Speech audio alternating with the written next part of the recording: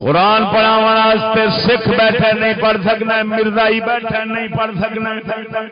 کیوں؟ اس لانتی نے تیرا ایمان خراب کرنا ہے۔ قرآن پڑھا دیں یہ ایسی ایسے بکواسا کرے گا، تیرا ایمان تباہ کرے گا۔ قرآن پڑھن کو مقصد اصل سے ایمان ہے۔ صحابہ کرام فرماندے نے، ابن ماجہ شریف کے اندر آتا ہے، نتعلم الایمان قبل ان نتعلم القرآن۔